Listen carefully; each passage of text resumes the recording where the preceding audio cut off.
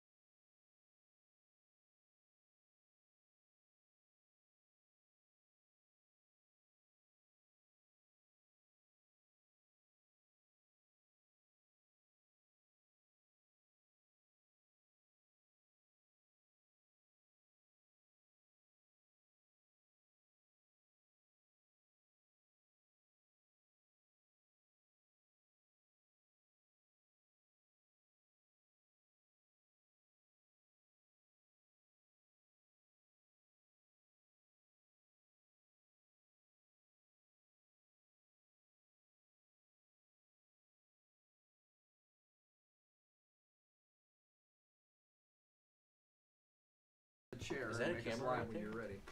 Am I looking right into the camera right now? Looks like You might be. Yeah. No, No, you're in a dead zone actually. Oh no, you're not. Am I right there? Yeah, you're right it's there. over here. All right, yeah. So right out of the gate, first of all, this was a total last-minute thing that we decided to do for the hell of it. So welcome to pivoting around quickly. We've moved the location twice. Thank you, Faith. We were going to do it up on the patio. Turns out that didn't work out. And what I'm trying to do is to continue to mix it up. It didn't work out very well tonight because my intention was for you to walk into class and have me not be there and have him sitting there and you didn't know who the hell he was. Which right? kind of happened. It kind of Kind worked. of worked. So it's welcome to failing quickly. So the panel tonight, which is a little bit different, is on the notion of a contrarian and the lifestyle that it is to be one. And so what I did is invited some of my favorite contrarians, and then I asked my favorite contrarians to invite other people. One of our speakers is not here. He missed the memo. So I'm gonna start. You've met Reed. I'm gonna introduce Charlie Apesian, and I'm gonna let Charlie tell a little bit about him, and then I'm gonna let Charlie introduce Shauna, and then we're going to have a conversation about how we as contrarians so much enjoy poking the bears around us, right? And we want to get you in on it, and it seems like the conversations have already started, so I think it's a perfect segue into this next piece. Nothing is off limits. These are high-flying executives, Grammys, I'll let you do your own cred stack. So I'm going to kick it to you, Charlie, and let you do a little hello and take it from there. And then All right. Hi, everybody. Good to see you. Pleasure being here. First and foremost, I don't know what a contrarian is, but I do know I love one being who my- opposes or rejects popular opinion, going against current practice. Oh, I Does don't that sound agree with like that at all. Yeah, and so I've actually mostly been in the academic space. So I've been a professor for over 20-ish years, and before that was in manufacturing up in Detroit and spent a lot of time. Entrepreneur, you're an entrepreneur. And I'm getting there. You were, and you are again.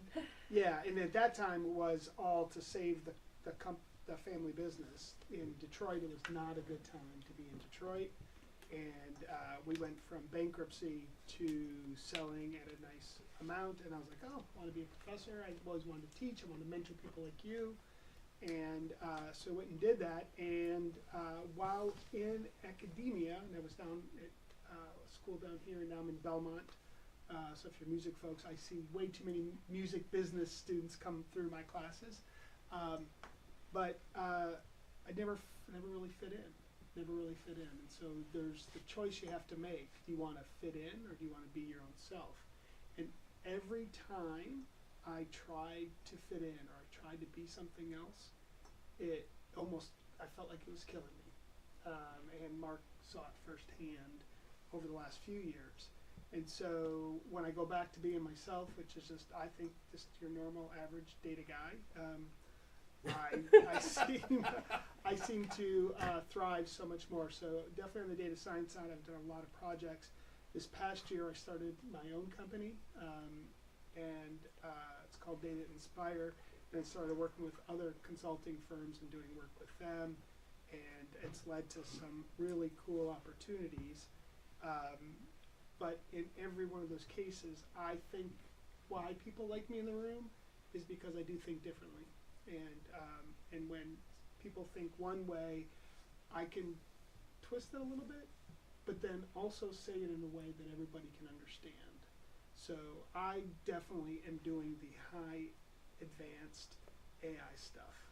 I mean, if you want to talk about AI agents, I'm literally building a platform right now so that you could go in and ask a simple question and get an actual answer from a large company's data. And that is really hard. But I can say it in a way that my mom understands it. My 81-year-old mom that's this tall, 4'4", and she lives in my basement. 4'4".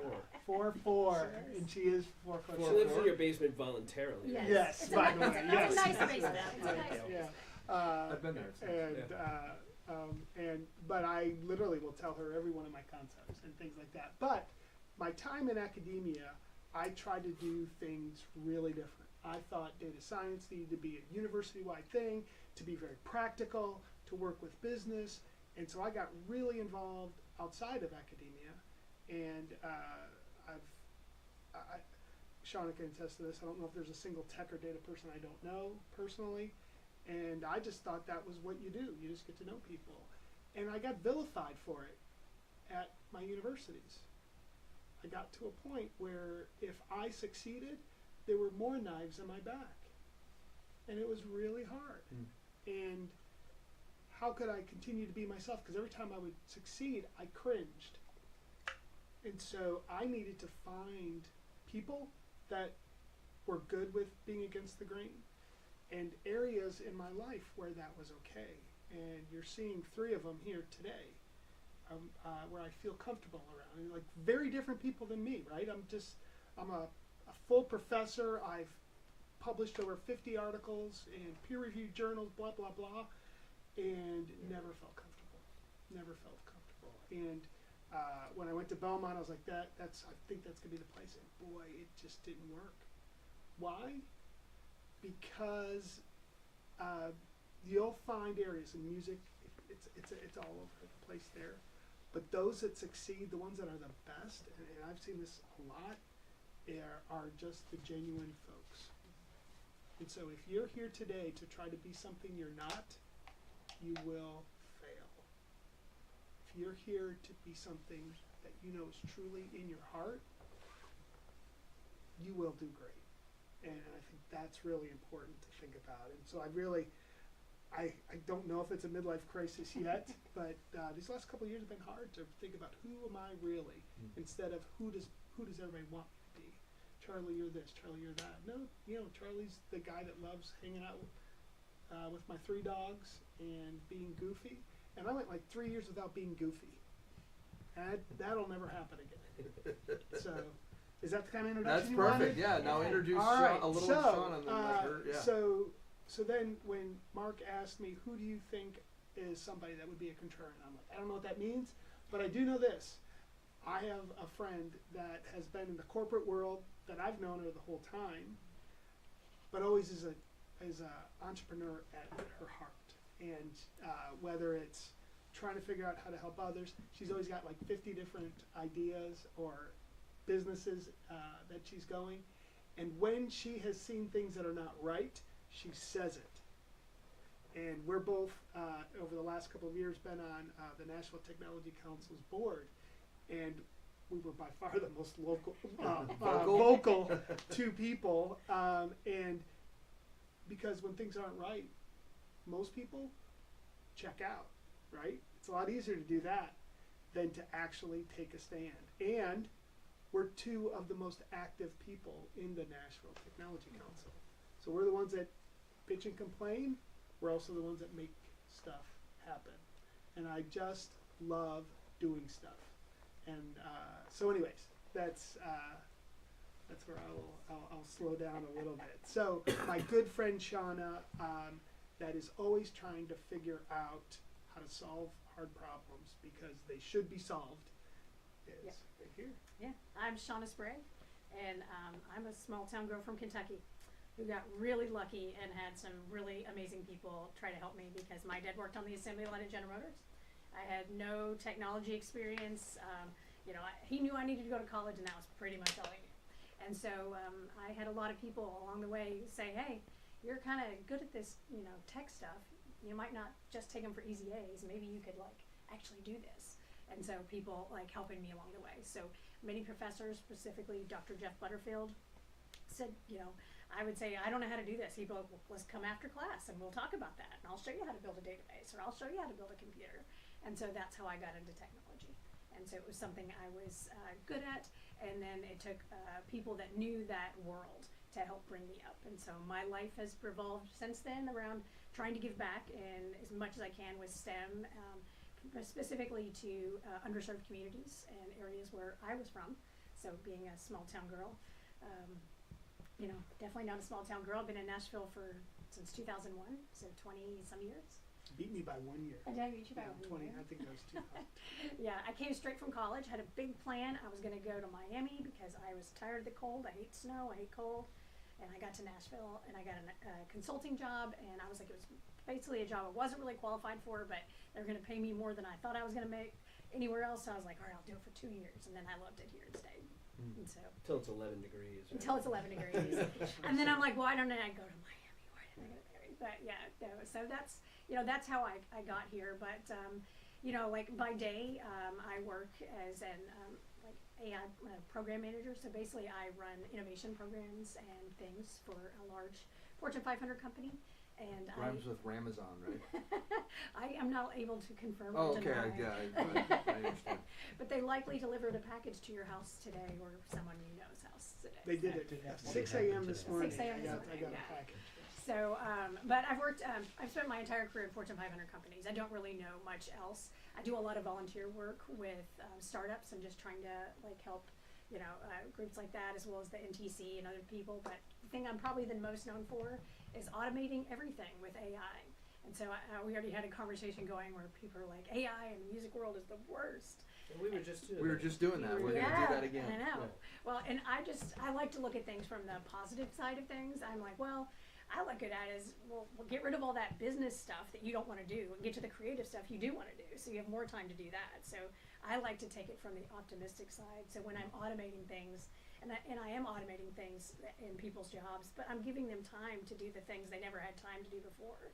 I ran into a doctor the other day who was saying she was like, I used to stay up till 11 o'clock at night typing in my notes and making sure all my charting was done. She's like, and now it's done, and I feel like I have a life and I can think. And I was like, yeah, don't expect your people to think up great ideas if you don't give them time to think. So that's me in a nutshell. Recently did a TED Talk. It's out there about how to automate things in your personal life and all that good stuff. But that's, yeah. So I think the thing that makes me probably a contrarian is I'm a terrible follower. Doesn't make you popular in school for sure. I'm not good at, if too many people have it, I don't want it. I'm like, that's terrible. But, and I just like to beat to my own drum, and I've always been that person. And I've always been the person to challenge things, especially going into companies and why are we doing it this way? And most of the time the answer is, well, the person before me did it, or we've always done it this way. I'm like, well, is that the best way?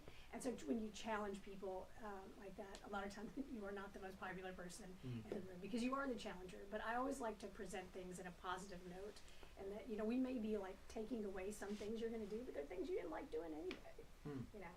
We want to free you up to do the fun things, the cool stuff. So just let me interrupt and ask a question. How many of you guys feel like you're by your nature a contrarian? Hands. We got some trepidatious contrarians. Yeah. Yes or no? I get it from my dad. Oh, there you go. Yes, yeah. He's from Jersey. Who's from Jersey? His dad? Oh, got it. Yeah, there you go. I do like to challenge things, though, for sure. Yeah. The whole, I think about, when people, I like to challenge the, well, why would we do that? And, why? Well, and I think so. One of the things that that I think is interesting is the idea that a lot of people, and I'm going to pick on Charlie, and I think you'll pick up on this as well, do things the way that they're done because that's the way they're done, right? And what I've always experienced with Charlie is, well, why can't we do it a different way? And so that has created a lot of good in the world. So Charlie, talk a little bit about some of the work you've done around health and health equity, the human trafficking stuff, where not only did you see the problem, identify the problem, and help create a solution, but then took it to implementation. Yeah. Yeah, and before I even get to that, I think it's good to talk about how I met you guys. Okay. And It's farmersonly.com, right? Yes. and that goes to when I was asked to start a data science institute at my university. Instead of reaching out to other academics, I found the weirdest person I knew. And it was right here, who had a really weird friend. And the way I met him is they showed up to my university in a white van, parked on the grass in front of the building, not in a parking spot. And We were late. like all these people came out. I swear there's a puff of smoke that came out with y'all. One intern was wearing the wire hat, like basically how you wash a hat. You know, you put it on a hat and you put it in like The wire she was, hat yeah, the thing. wire Yeah. thing. The dishwasher. And of course you were late. You showed up with your dad, which I thought was adorable. And Reed was there, and they talked a was mile a minute. And I left there going, I want to be around people like that. And we put one faculty member to sleep. Oh yes, literally. we have the picture to show We it. have the picture shot. Yes, and I think she's still asleep, by the way. But that Remember, was, this is live. yeah, that's good. I didn't say her name. I don't know what her name. I don't know. what She's her- retired. Yeah. That's Anyway. okay. But that was when I really realized doing things differently. And I always say, I always say, think different. And so as I've been asked to be part of some really hard issues, there's two sides of it. First of all, I get how data connects together to help you be inspired or empowered to want to do things. And then I'm a collaborator. I can get people in the room and get them excited because I can tell stories. I can tell stories. And I can tell stories in 30 seconds, an hour, whatever it is, that leads to an action. And I've literally written the book on that now. And I think that's where it gets important. To talk about health inequities, we got into a room with all top executives and people in government, and it was led by Bill Frist. Bill Frist was a former U.S. Senator here, now is, I think, leading the Nature Conservatory. Great guy. And he came in wanting to do things about health inequities in Nashville and said, if we do this, this will be the 10th time it fails because nobody will ever talk to each other. I'm like, oh, well, I guess I'll lead that then. That sounds like fun. And we took a different approach. We looked at data in a different way, looked at people in a community. And instead of blaming the individual, we said, how can you ask a mom who works 2 jobs that picks up her kids after, the after-school program, and as she's going home, she sees 12 fast food places, and how many grocery stores? 0. And if she does go to one, she has to pay for parking and leave her kids in the car or take them with them and get, of course she's going to McDonald's on the way home out of convenience and affordability. And so that was the story we told, instead of people just gotta stop eating so much, and it's their fault. And so we took that to the mayor's office. And we walked in there, and he wasn't going to show, so we were going to meet with the chief of staff, which was still a really big deal. And we were looking just to tell our story of how we've identified certain factors that matter the most.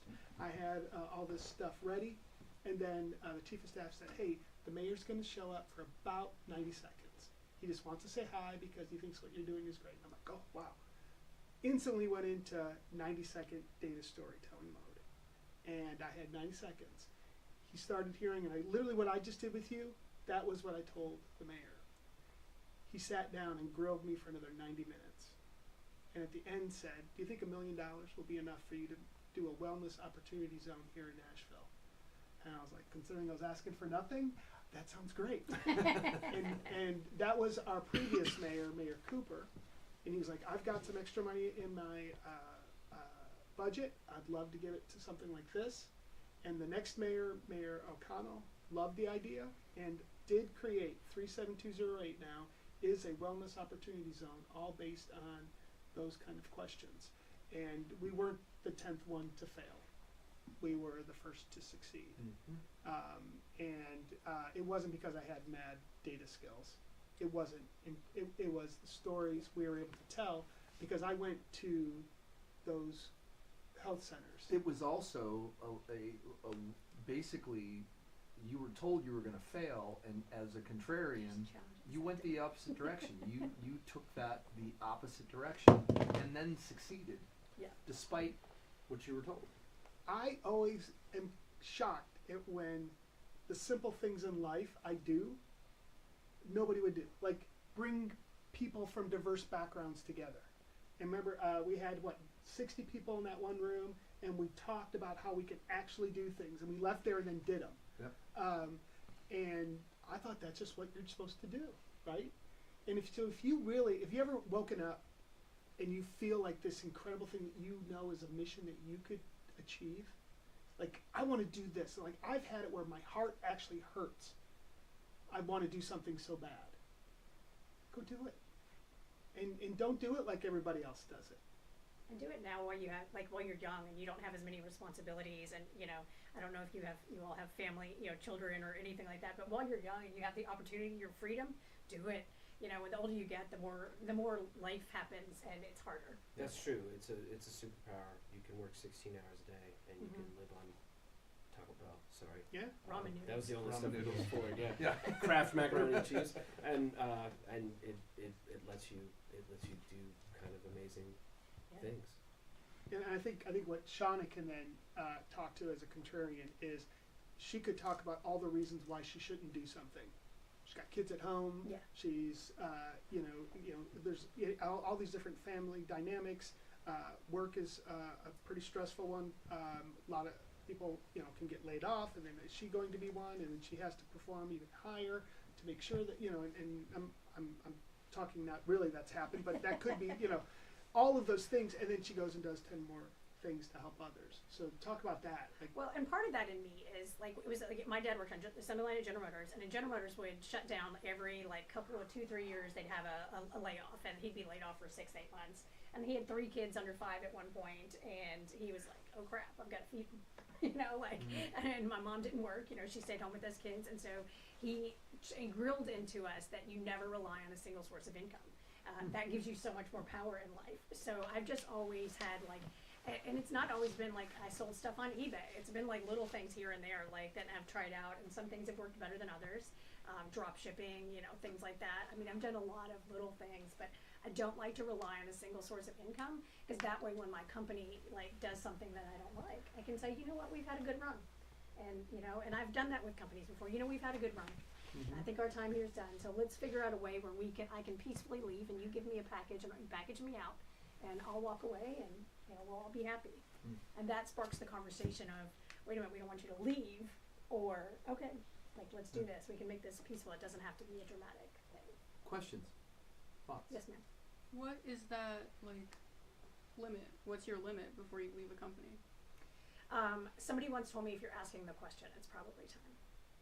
Yeah. But I always like to give my leaders the opportunity to I keep a list of all the things I do. I have a little spreadsheet, and I every time I do something improvement or automate things, I keep track of how many hours I saved.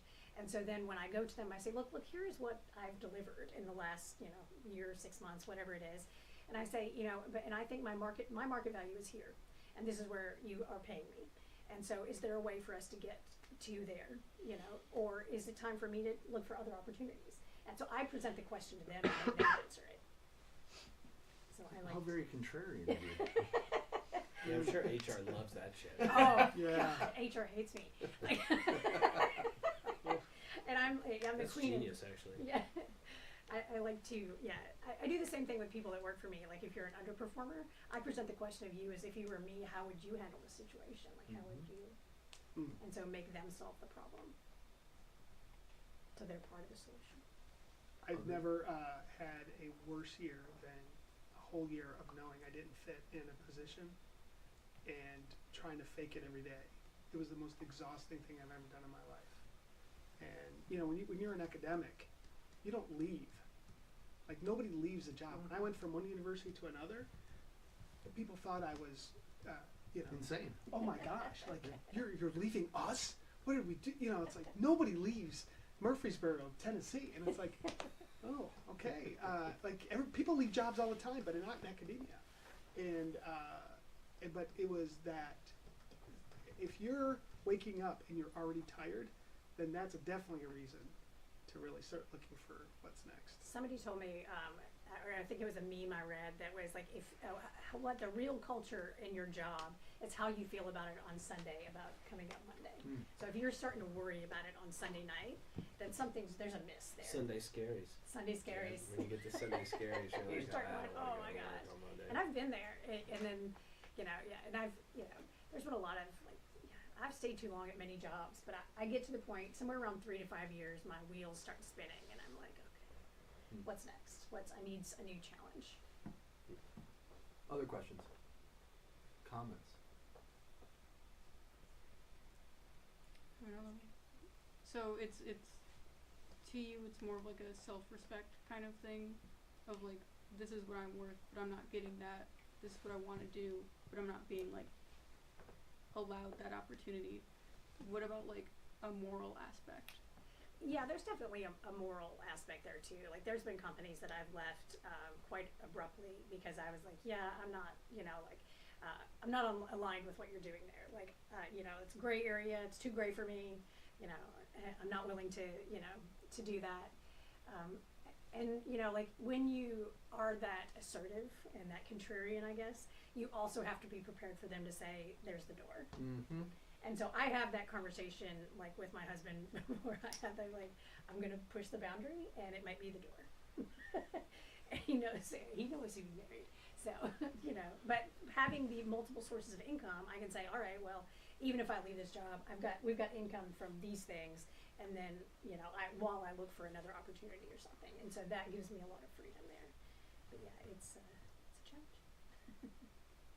I think it's also like if you feel like that time is ready, sometimes it's really hard, but it's okay just to take a step back and not move too quickly. Mm-hmm.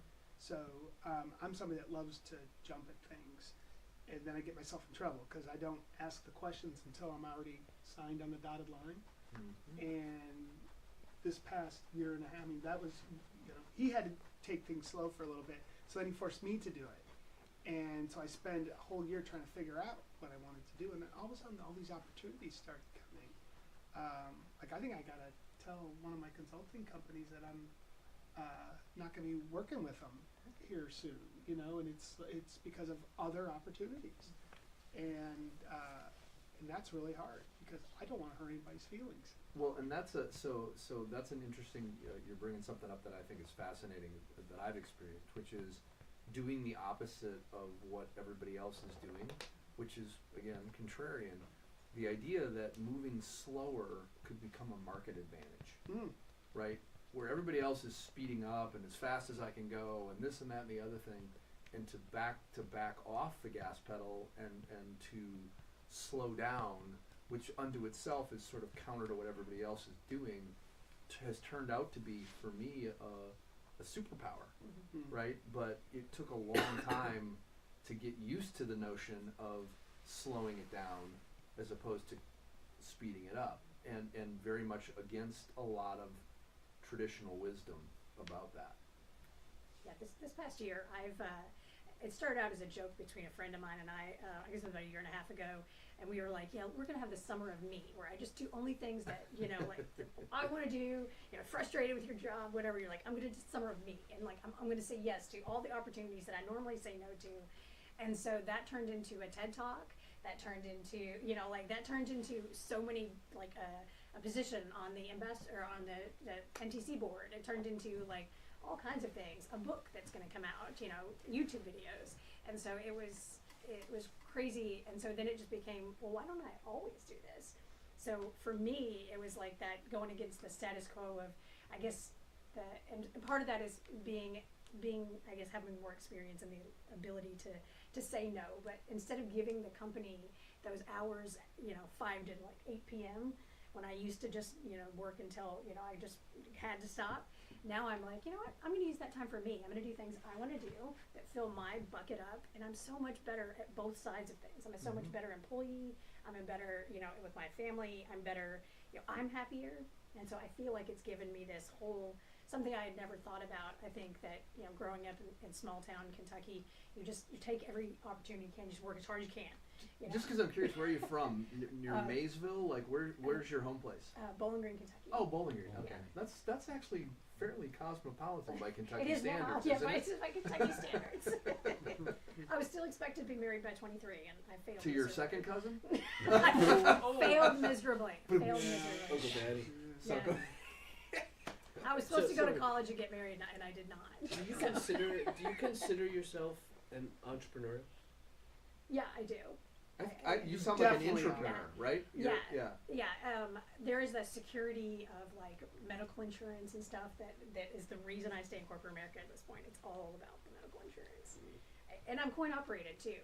I'll be. I'm sorry, you're what? Coin operated. What does that mean? You dangle enough money in front of me, and I'm like, all right. I like that.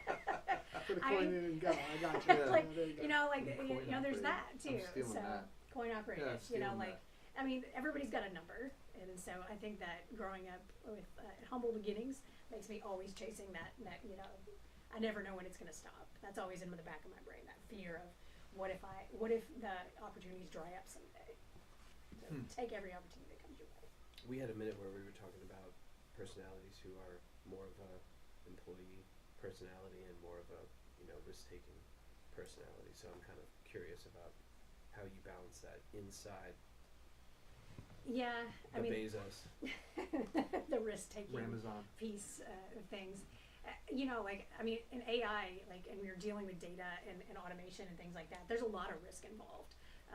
There's the risk that users won't like it, they'll rebel against it. There's, you're using something that's totally new and really has only been out for a few years, in mainstream, and so, there's a lot of risk there. So it is a balancing act on being the employee versus the rebel in me. I'm funny in that I don't know if Charlie's like this, but I don't like rules. I don't like people imposing rules on me. Oh gosh, I'm so. How many of you guys like Like people even to the imposing point rules is on I you? don't like to go to fitness classes because they tell me what to do. That's a good excuse. I'm gonna use that one. Yeah, I don't like being told what to do. I like having that autonomy. Now think about that. When you're at work, do you like having the autonomy, or do you just want to be told? At this point in your career, it's okay, right? You'll have different phases, but do you want to know what you're supposed to do, or do you want to have the autonomy to act like you're the boss, even though you're in a company? Go ahead. I shake your head. Well, I mean, I feel like at our standpoint right now, it's way better for us to know what we should be doing, so then later on in our careers, Yeah. we'll be able to have Yeah. independence and do it correctly. But right now, we probably wouldn't do it correctly if we were to just do it. Know where you are Yeah. in life. So I've had all of these conversations, mostly with senior leaders. A good friend of mine was looking at an opportunity to go on his own. Has been a senior leader at Nike, at Walmart, at LP, and easily could go and do his own thing. And I said, you have 5 kids at home, none of them in college yet. You ready to make that leap? I go, you're a young guy. I'm considering, I go, when I had 4 kids at home and not in college yet, I had to do a certain thing to get to that point. And the minute the last one went into college, I became an entrepreneur. But for me, that was not my phase until that point. I chased skills until 35. And that was, and I needed to follow rules to do that, right? And so knowing where you are, that's the patient part, right? Mm-hmm. Like, I want to start a business today and I'm 22. Okay, learn something first. Be really good at something, then start a business. But starting a business and failing, then you're not going to start the business when you should start the business. Or follow your passion, right? And so, like, I have students all the time, like you, that are like, I want to do data in the music industry. I said, how about you just do data first? Get skills, and then you can rule the music industry with the skills that you build. But you go into music, you're not going to make money in the initial data job. I can get you 80 grand if you go to that healthcare company, and they're going to help get you better skills for what you love. And I know you love music, you know, and so I get that a lot. And so, man, you should be chasing skills right now. I'm still chasing skills. I mean, I chose the wrong profession because all I do is chase the next thing. But now I'm at the point where if you tell me what to do, like, I get mad at those folks. I can't do it anymore. I cannot. Because I really do know that I can help change the world with what I know. It might be my small little bubble. It might be just in Bellevue, Tennessee, you know. But I believe I can change the world with what I can do with data. And it you know, if I take that approach, people telling me what to do will get in the way. But 5 years ago, I wasn't ready for that. 10 years ago, definitely not. 2 years ago, probably not. So this kicks off my contrarian, right? Here we You're not go. wrong, Okay. right? Huh? But fuck that, I want to do music. Fuck healthcare. I'm doing music. You know, I want to do music. I don't want to do healthcare. Healthcare sucks. I want to do music. Yeah. So you're not wrong about building those skills, but man, I don't want to be in healthcare for 5 years while these guys are in music, and then they're 5 years ahead of me in music because they've done their networking and they've paid their dues and they've What done does it all mean that. to be in music? Well, Like, yeah, I and wanna that's be the, in that's data. the use case. Like so like Yeah. you know, so there's the skill, and then there's the industry. And I ask this question all the time to folks. I actually asked it last night to people I had in my class. Are you chasing the industry or are you chasing the skill? Right. I chase the skill. That's what I like. Like, I love anything to do with data. I'll become an expert in crime if it's got cool data. Where, you know what, honestly, if all you want to do is be in the room and you don't care if you're whatever happens in music, because I'm going to sound really bad if I start talking like that. I'm the only kid in my school that did not make choir. How did that happen? My mom is a pianist. My parents met because they were in a band together, and then they got me. And it's so. I just learned something about you. I didn't know this. Yeah, my mom, yeah. They were in a band? My dad was a Awesome. clarinetist, an Armenian band in Detroit. An Armenian. Yeah. The only one, right? Hey. They were the best. They were the best. And the worst at the same time. That's right.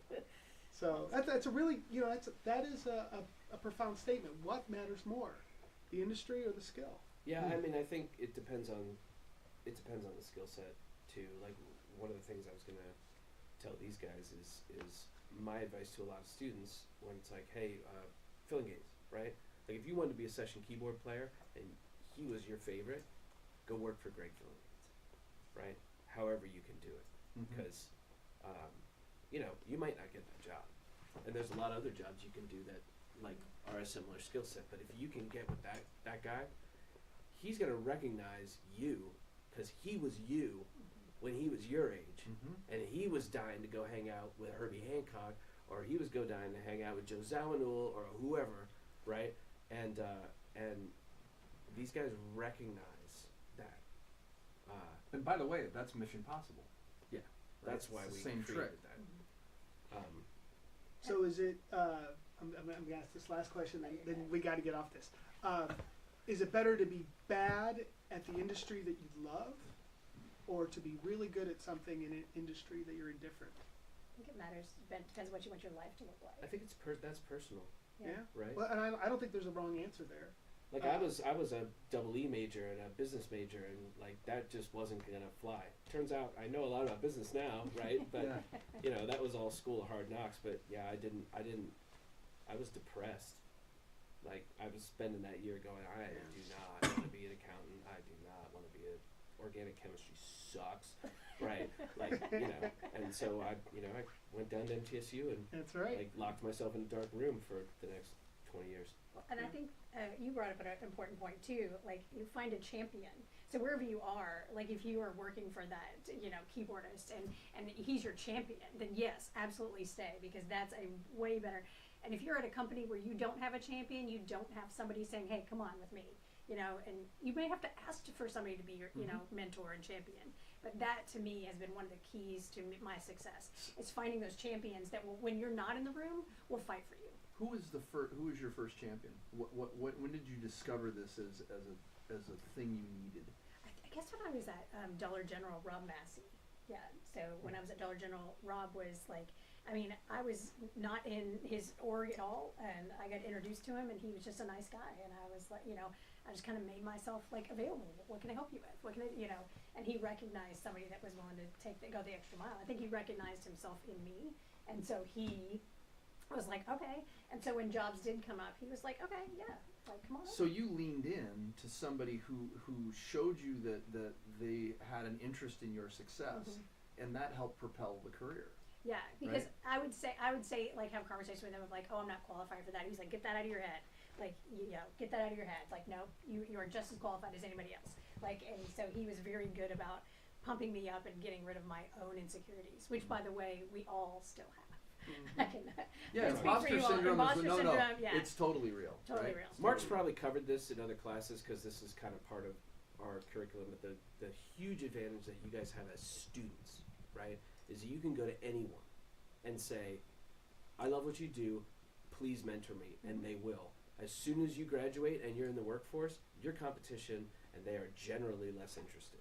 Yeah. So, like, you have this really nice window where you can go hammer on, and I mean, not one door, not 10 doors, hammer on 100 and find that person, right? Because they're looking for you too, because they used to be you. The people who will embrace you and bring you up used to be you. You need to find them, and this is the best time to do it. I mean, you can kick through so many doors just like, I'm a student.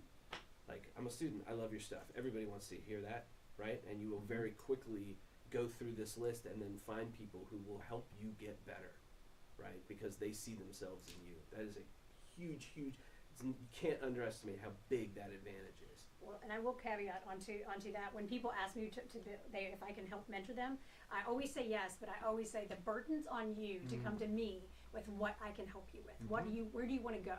How can I help you? You know, I know you don't know what you don't know, but you can say like, I want to know how to be you. All right, well, let's plan that out. You know, like let's, you know, or maybe you're like, I don't want to be you, but I want to be in this field. So let's plan that out together. Now, there's got to be questions because at this class and on every class that you're going to have with Mark, there are people who are going to be able to impart stuff that is going to be useful information to you guys. So dig something out.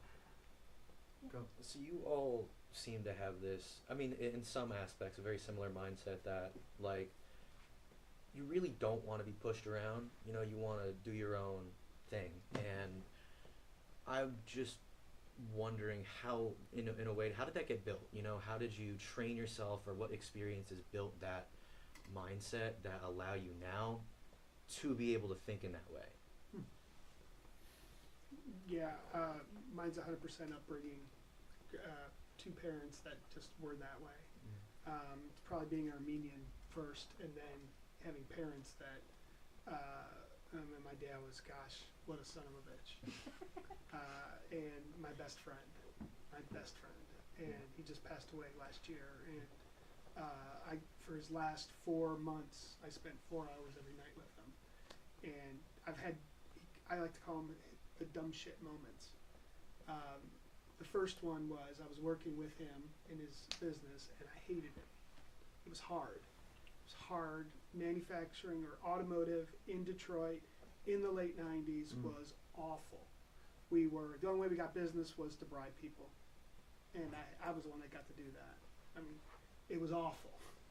And he saw it in my eyes. He goes, what do you want to do? I'm like, Dad, I want to go be a professor and I want to teach. And he goes, well, you dumb shit, go do it. And then the second one was... Words of love.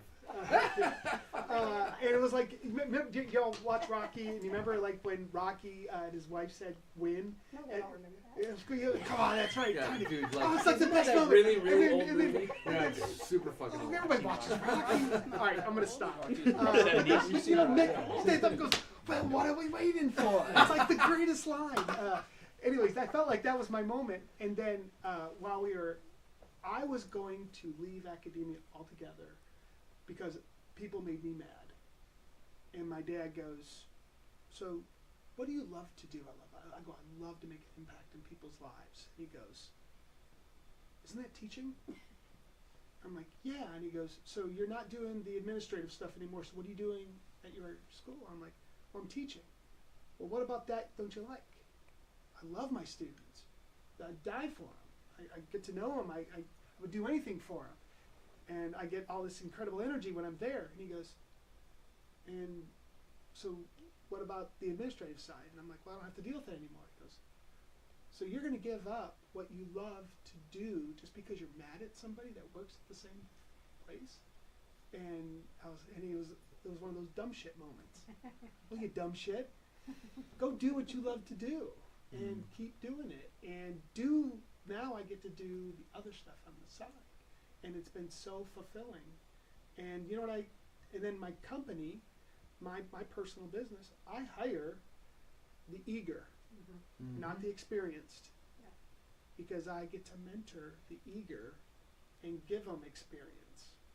And that has been the best. I have 4 people right now that are all under the age of 22. And they can probably 2 of them right now could say they're data scientists with the work they've done with me. And 2 will be within the next 6 months. That has been incredibly fulfilling, but having those dumb shit moments. So going back to where did that skin start? It was that contrarian, my dad's the number 1 contrarian I know, 100%. And it was always this, if you think about the like what makes something happen?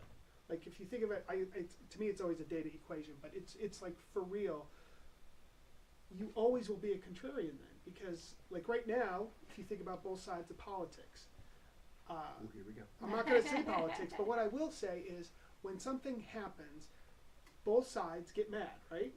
And I'm like, well, what would be the right approach? And I get vilified for it because I didn't take one of their sides.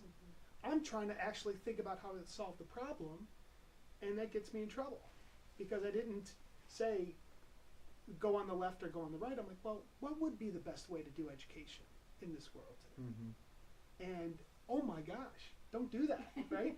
But that's the way I think. And so By the way, I just read a great op-ed about this, and they said that the way to hack that is to establish an emotional connection with that person, and then start having that conversation. well, good, it's my wife. Oh, there you go. And boy, Yeah, if well, I you're screwed, buddy. That's yeah, I a know. whole nother level. Yeah, that's a no, TED talk no. I can't ever give. So the thing I would say about your question to me, right, is the idea, and I think I shared this with you. If I didn't, I'll share it with you guys. There's a great interview with Yvon Chouinard, who founded Patagonia, and he talks about the contrarians as juvenile delinquents. So for me, it's about juvenile delinquency. It's about somebody telling me I can't do something, and as soon as they tell me I can't do it, it makes me just want to go do it. If for no other reason, just to piss them off, right? And that's either in there or it's not. Some people are sort of inherently combative and inherently sort of, oh yeah, well watch this. I don't know what the fuck you're Right? talking about. I don't know what the fuck you're talking about either. And so I think what it took me a long time to recognize was that there was a price to be paid for that, but that it was a superpower. And so I've learned to accept the price, and I have learned to follow my instinct even when it gets me in trouble, right? And I was doing it when I was younger, and you don't feel like you can get away with it, but what you don't recognize is that people have short memories, right? There's a lot of what you're worried about today won't really matter in 5 years, right? It's big right now, but it may or may not be relevant going forward. So to me, it's about trying to get to the place of understanding what is my place, what am I great at, and owning it, right? And saying, this is what I do. Now, whether you like it or not is not up to me. It's what's up to me is to be who I am. And that's a trick. And when you're younger, getting there and getting that level of confidence takes some experience, but it also takes getting and dropping down into yourself and recognizing this is who I am, and now how do I operate out of that place? To wit, I would highly recommend that you find a way to do therapy when you're in your early 20s. Sounds crazy. Really wish I had done it, just because it allows you a way to like look in at yourself. Because what he was just saying is, you have to find out what you love, because that's what you're going to be great at. That's what you're going to spend the time on. That's what you're going to enjoy. And sometimes discovering that is, you need help. And you know, shit's confusing. Life's confusing, right? Like, so if you have the opportunity to do that, and I don't even know how you do that, and obviously no one's going to go blow $150 an hour to, like, you know, do that. But if you have an opportunity somehow, do it. Trade for it, right? Somewhere out there's a therapist that wants to record some demos, or you know what I'm saying? Like, he wants a guitar part on something. But it's very useful. Like, if I had it to do all over again, I definitely would have done that earlier. So I want to know, Shauna, Yes. was it learned? Did you have to develop it, or do you feel it was? I feel like that I was always like that contrarian, that rebellious part of me, but I learned to keep my mouth shut. You know, for a long time, I guess I just passed. I kept my mouth shut. You know, I just like anything like politics, religion, any of that stuff, I would just keep my mouth shut.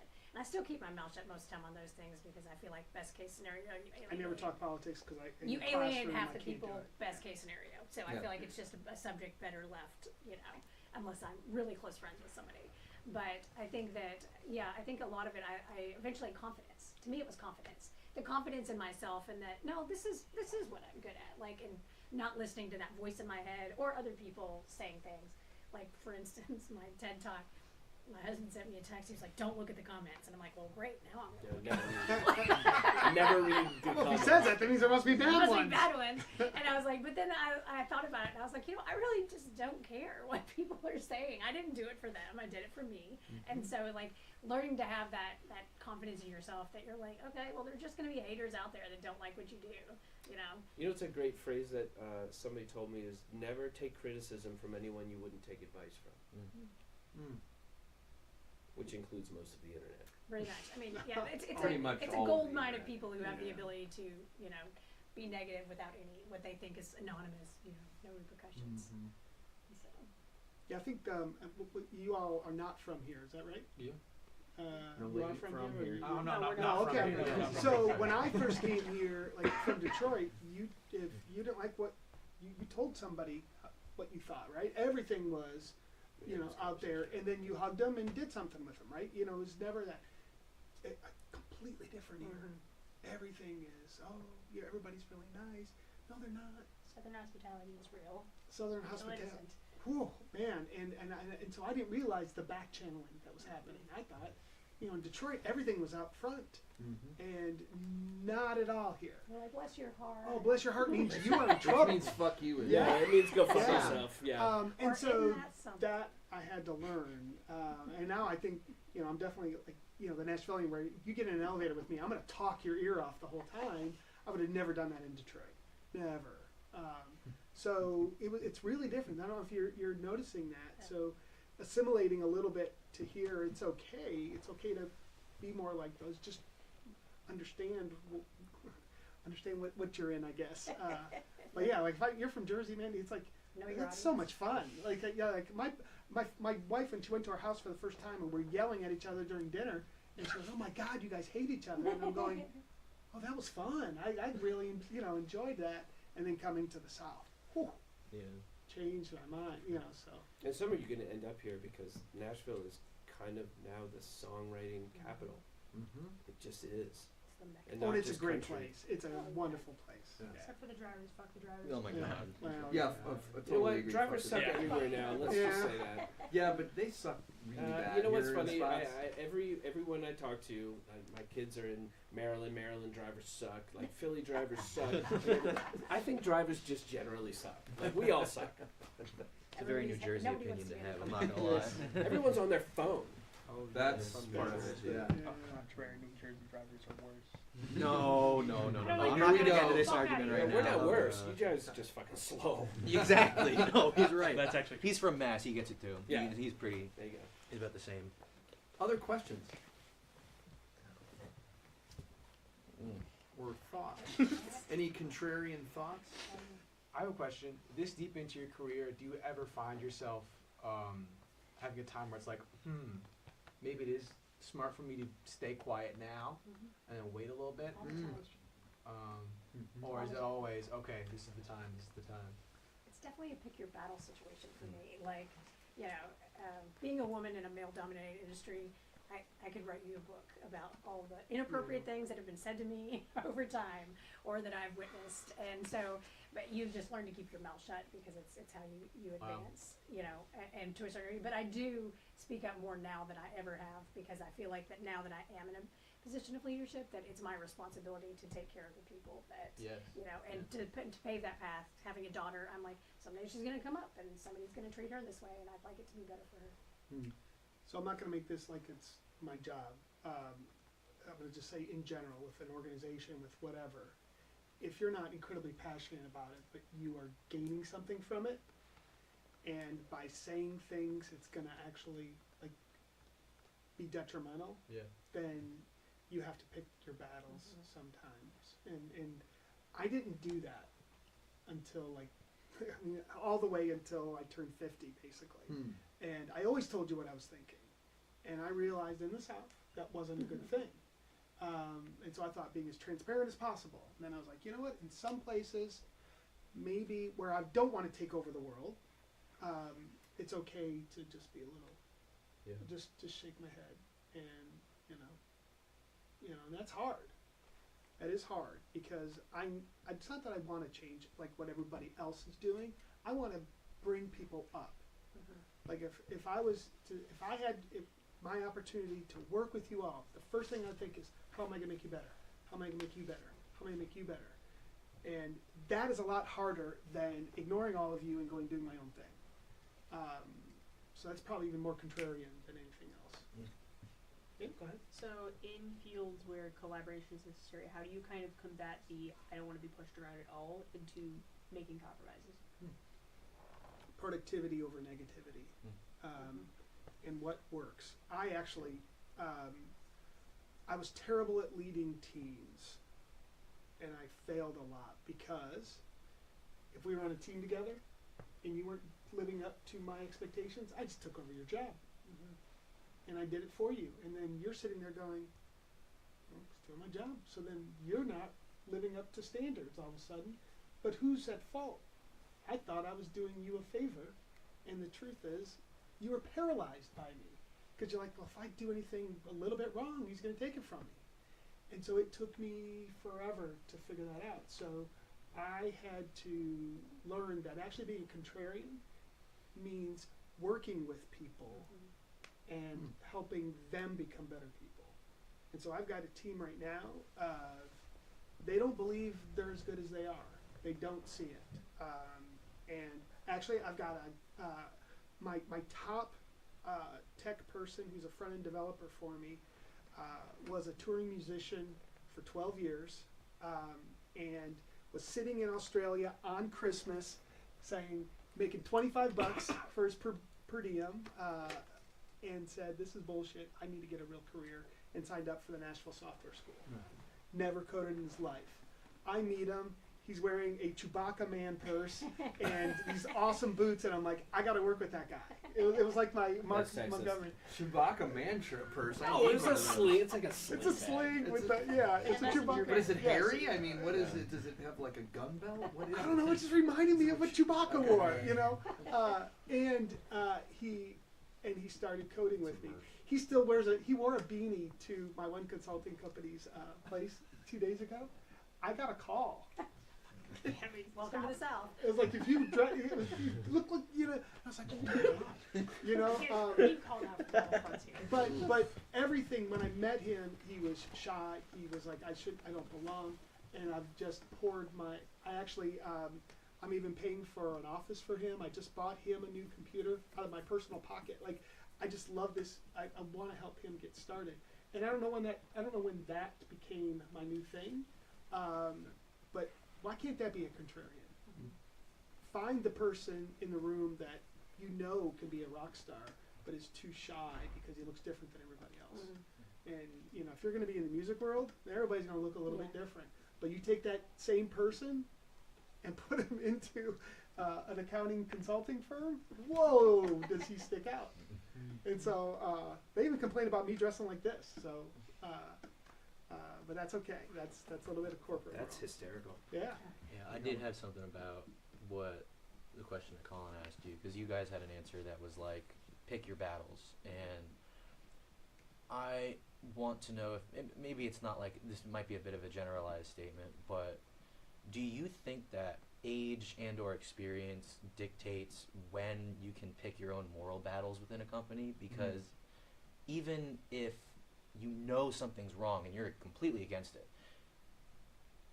do you stick with it, and how do you like deal with that guilt, you know, that you know something wrong is happening inherently? You're talking about something specific in your life, aren't you? I don't know. Maybe.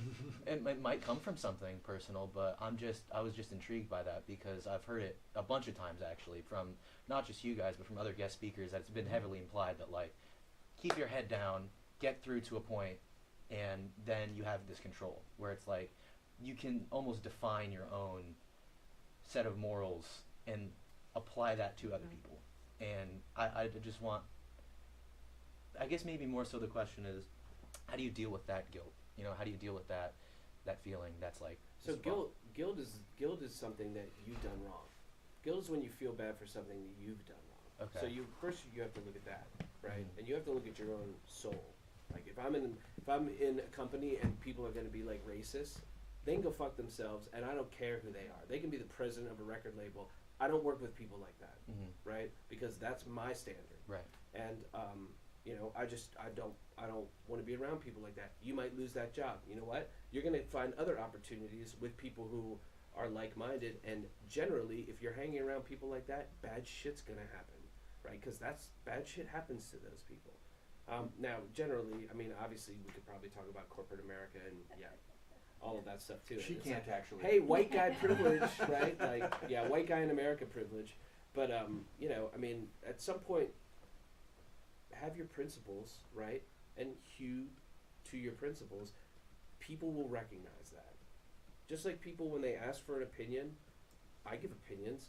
A lot of people don't like it, but I get a lot of people that come back later and they're like, I'm coming to you because I know you'll actually give me opinion, instead of all these guys who are just like, oh yeah, it's great. That's so awesome. You know, because people figure out you actually care about them and you care about the thing that you're doing being great. And you're going to get past the whole like, oh yeah, it's a great vocal. Man, that sounds great. Yeah. Even though I got yelled at in the studio. I had an artist lose their shit on me because I was like, you're singing terribly. You've had too much to drink. You're better than this. I'm not going to let you cut this vocal. And she's like, who the fuck do you think you... Next day, she was like, thanks so much for that. Yeah, those vocals were terrible. Like, I really appreciate it. And she still calls me because everyone else was like, oh, that's amazing, right? And I'm the guy who's like, no, I want it to be great. And so she wants to be around someone who really cares about her, right? So there's always return on investment on this, and you kind of have to weigh it. Like, if you're not going to make rent and you like tell your boss to like stack sand in pyramids, you know, that might be a tough decision, but you have to live with what you let go on around your life. Well, and this goes to the idea of you need to know your value system, and you need to try on the way in the door to establish are these things lined up, right? And if they're not, then the choice you have to make is how far are you willing to push into that value system before you go, all right, uncle, right? Like, I'm done. And I'm a little different. I tend to say, get the fuck out now.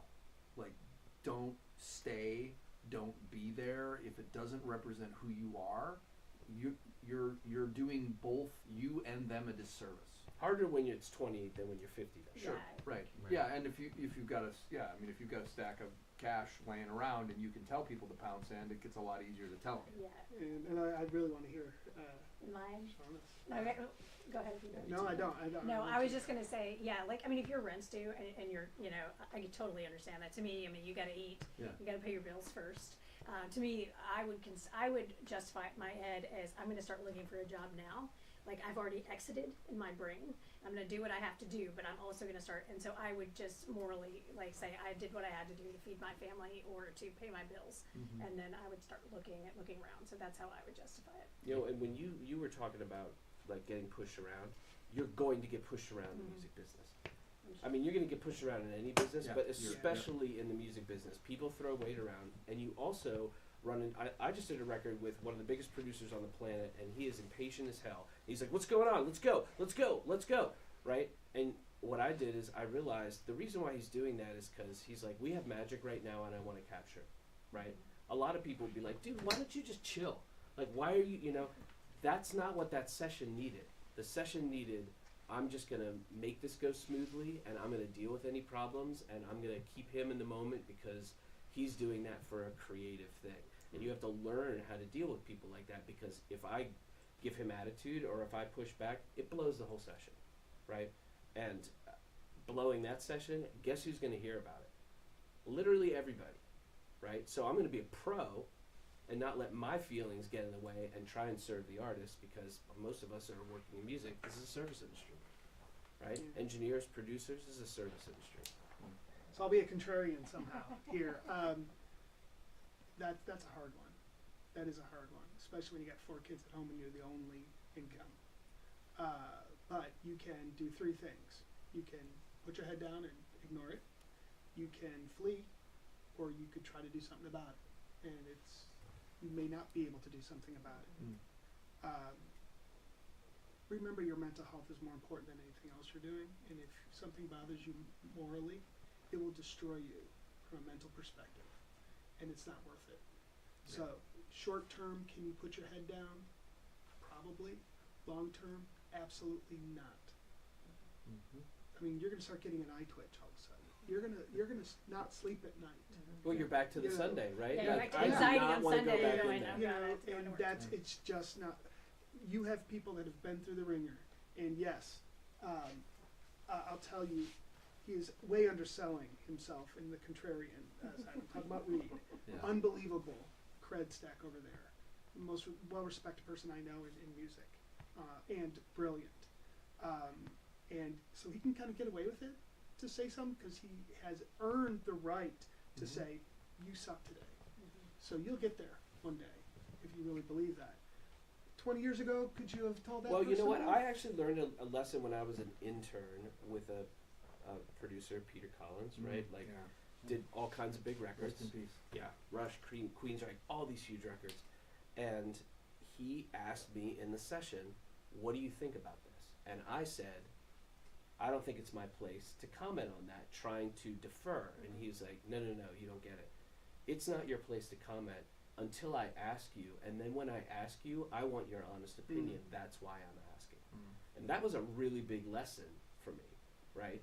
In keeping your mouth shut when you're supposed to keep your mouth shut. Because, dude, we chewed through interns who would do so much stupid shit that was just like, you're gone. But then being the guy who responded to that, because, I mean, I'm glad he gave me a chance, but I would have less respect for someone who's like, well, my opinion doesn't mean anything. Well, and the thing that I would say about that is that there's 2 sides to this, right? So very specifically, there is the notion of there's some shit here that's got to get done. It's just got to get done, right? And back 100 years ago, I worked in Alaska in the commercial fishing industry, and there is not a job harder than that. I mean, you get up at 5 a.m. and you're done at 2 a.m. and you do that for 90 days straight.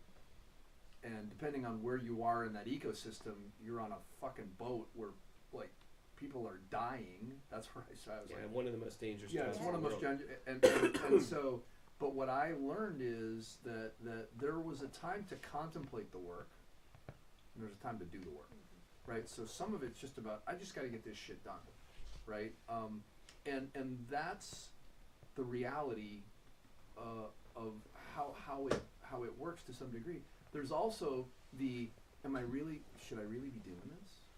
And those 2 things have to kind of live together. and as you get better and have had and have more experience, you're able to more quickly sort of ascertain, okay, this is shit that's got to get done. Do I really want to do that? And then do it or not, right? And if you can, sometimes, I think we all will, to some degree, will talk out of both sides of our mouth, right? But if you can figure out that, hey, I'm gonna pick some things up here that are gonna help me later, and I gotta pay a little bit of a price to pick them up. I'm probably gonna pick them up because I'm gonna take that and do something else with it later. But that's about me understanding where do I think I'm going, right? And for me, I had a moment where I knew what I wanted to do and who I wanted to be for a long time, and then that got shattered. And when that got shattered, I didn't know what I wanted to do at all. And part of what I've discovered is this is part of what I want to do. So the other thing I would recommend you think about is pay attention to, now I'm talking out of both sides of my mouth again. Pay attention to how you feel when you're done with something. Do you feel depleted? Are you excited? Right? Which side of the coin are you on? Because that's really important. Because unless you're a Hindu, you got one run around this dirt ball and then you're dead. So you better make it count, right? And so for me, I pay really close attention to am I walking out of this and I'm excited, or am I walking out of this? I got the Sundays. Therapy. Right. By the way, there's a really good book called The Body Keeps the Score, which I would recommend that you use the Blinkist 15-minute version of to like use AI to like shorten it, because there's actually a Japanese word that I always forget, that is the stacks of books next to my bed that I aspire to read, never will. I think I have 450 on my Kindle at this point. But this is therapy, right? The body keeps a score. Pay attention to what your body is telling you. Like, it will tell you. And Jim Carrey, I think, famously said, depression is your body telling you you're doing something you don't want to do, right? Which is kind of crazy when you think about it. So learning how to pay attention to that will guide you in the decisions that you make, and you won't end up stuck in something that you don't like and just bummed out, right? Because when you do that, you suck at your job. I'm sorry. And you suck at your life, and you're a sucky girlfriend, boyfriend, husband, wife, father, like whatever, right? So you're teeing yourself up now. You might as well go for the good stuff and pay attention to what your body is actually telling you, because it's paying attention to you. Can I ask a question? Please. Can you all answer a question in 1 to 2 sentences? Simple. I ask this of everybody, even if they're 70 years old. What do you want to do when you grow up? This. This also? That works? What do you want to do when you grow up? What is it? I want to go places. I want to meet people, and I want to be humbled a lot, I guess. I don't know. What do you want to do What do when you you mean? grow up? Well, hold on. What do you mean be humbled? I don't know. I like listening to people, and I like I don't know. I like observing and thinking that I'm wrong. I don't like it, but I think it's constructive. Do you want to surround yourself by people you think you can learn from? Sure. Yeah, of course. That's good. Okay. Sorry. Sound engineer, film composer, touring drummer, anything. in How about a music. voice, man? That's an Oh, awesome. dude, he's voice. got a radio Right. voice big time. Can you please be my new voice? I love it. Yeah. Cool. I want to reach as many people as I can, as far as I can go with the music that I make. Awesome. I want to be either a session guitar player or a rock star. Or a rock star. Both work. Go for rock star first. That's the plan. There you go. What do you want to do when you grow up? I like to make an impact on people, whether it's through music or other means, that would be pretty cool. Cool. Enjoy art and learn and take care of my loved ones. It's really good. Enjoy life, be a resource for musicians. What's a resource for musicians, Nate? I don't know, just something like, especially smaller artists, if they want to, be a star, they can come to me and I can help them somehow. So you're that person that can make others better. My wife has that superpower. And I don't mean that because she's my wife. I mean, in her job, she's so good at it. Everybody around her is so much better. It's cool. Keep going. I want to be an entertainer and have my own business, publishing business. What do you want to entertain? I want to entertain people. I always think of like entertainment as something that can really save people's lives in a way, because my first exposure to entertainment was seeing Michael Jackson on a small screen when I was in Haiti, and I saw these lights around him and all the people that would go crazy, and I was like,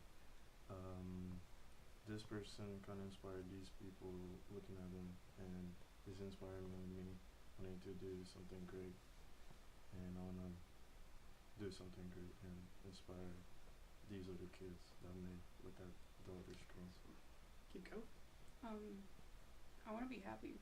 I want to feel like fulfilled in life. Write that down and look at it about every other day, because you will Every continue to have to get back to that. Actually, that's also just a quick hack. Write that down. Write it down 5 times. Read it out loud every morning. Mm-hmm.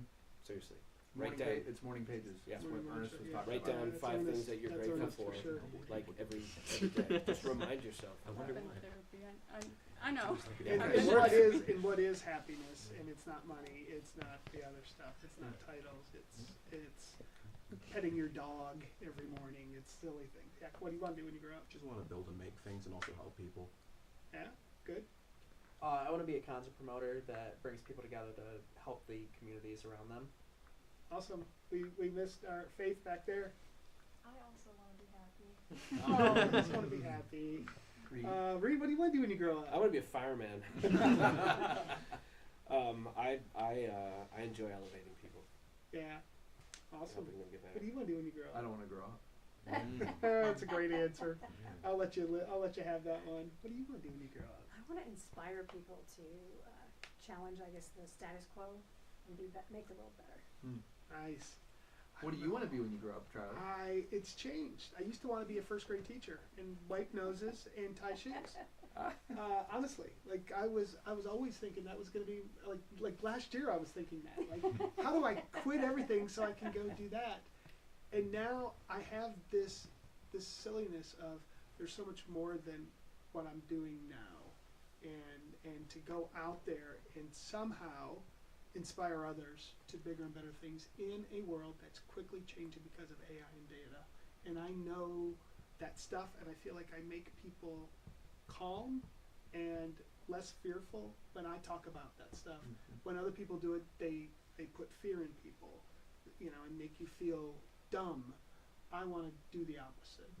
Oh, that's a contrarian. I think you Damn! Oh, I All right, said that wasn't so one. I wanna end our session. We'll say goodbye to the 6 people on YouTube watching us. 4 people. Peaked at 7. Peaked at 7. Holy shit. Thank you Our very mom much for joined in. I know, joining us, yeah, all it's 7 of you on the internet, and we're gonna shut that down, and then we're gonna Faith, do you need a little help? Could we- Striking. Striking. Maybe with chairs. Okay. So if and if you guys, I know some of you haven't been home all day. I haven't been home all day either. If you would you be willing to let me share your email addresses with the students? Absolutely. And okay, Hit me so up we'll any do which that. way, link. We always I'm have a LinkedIn we always guy. have follow up. Yeah. By the way, that's the other thing I keep suggesting to these guys that they're having an opportunity to build a Rolodex now, and relationships that you make today could pay off 5 years from now. So you know how to will pay off. So find these guys. You've got access to them, and we'll kind of pack our way out of here. But thank you for doing this. Thanks, Shauna, for being willing to do it. Charlie. Shauna has a great YouTube channel where she shows you how to automate everything, and she's been on probably 50 different podcasts about doing that kind of stuff. Shout it out for the video. There you go. FemLogic and AI. that's right. What's your It's what's your- FemLogic AI. FemLogic AI. Yeah. Okay. So you can there you go. more videos coming. Yeah, my little company's called Data Inspire, surprisingly, and we're both incidental social media people, which we didn't mean to, but if we put something out there, we'll get a couple of people that see our stuff. Yeah, don't judge me based on the quality of those videos. It's content. It's content. That's right. I keep I'm telling my really wife into that my for some video. reason. Yeah, I'll have a video coming out tomorrow showing you how you could have finished my homework in 30 seconds.